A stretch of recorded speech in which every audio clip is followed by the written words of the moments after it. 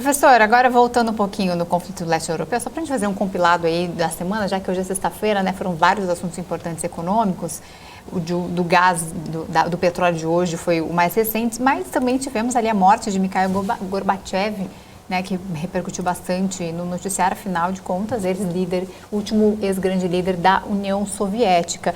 Ele, inclusive, eu tenho a impressão que ele se divide ali, os russos se dividem entre a opinião em relação a ele, né, entre a opinião positiva e negativa. O Ocidente também se divide, alguns criticam, outros ressaltam ali muitas situações positivas de Gorbachev. Queria que você fizesse uma análise de quem foi Gorbachev, quais os benefícios, o que ele deixa de legado. Não, perfeito. E tem uma coisa também, Isa, que eu queria acrescentar, que eu acho importante aí da gente lembrar também, só voltando na questão europeia, os russos vão fechar o fornecimento de gás, acho que por mais uns 3 a 5 dias, para a manutenção. E uma das alegações que os russos estão fazendo neste momento é que eles pretendem fazer isso para a manutenção, porque não tem peças em razão das sanções. Então, você vê que a narrativa de puxar e de tentar alterar esse cenário tem sido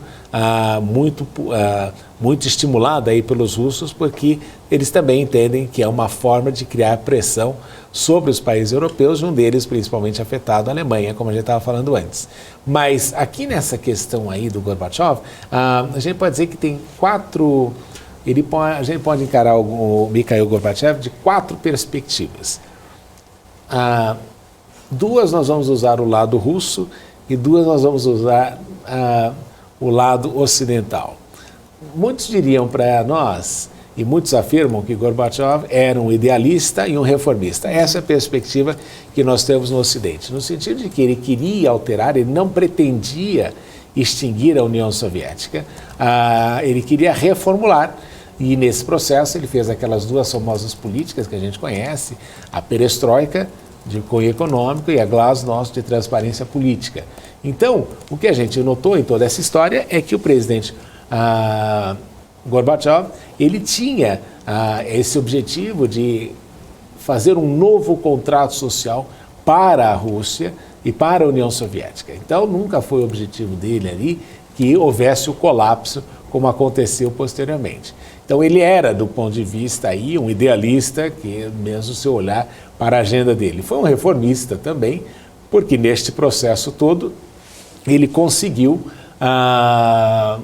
incutir nos países, particularmente no Ocidente, a ideia de que o bloco soviético estava mudando das suas características fundamentais.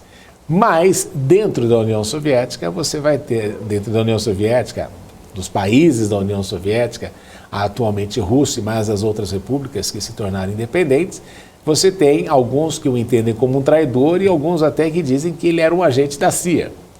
Por que razão? Porque no processo, e aqui a gente pode fazer um paralelo com o que aconteceu com a China, por exemplo. O líder Deng Xiaoping, quando ele viu que o comunismo, como estava desenhado pelo sistema soviético, não funcionava, ele começou, em 1978, um processo de reforma e abertura muito antes de a União Soviética e de os soviéticos entenderem que aquele processo, que aquele sistema estava colapsando.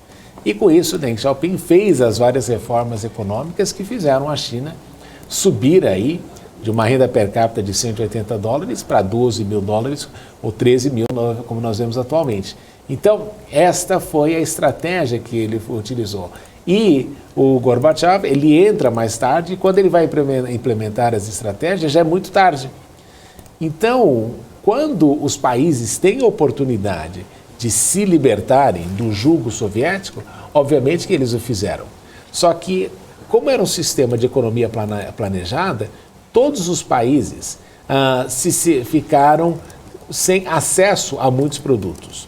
Então, se você era da Ucrânia e consumia água feita na Geórgia, você não tinha água, porque no processo de planejamento coletivo e de produção coletiva, aquilo estava fora do domínio.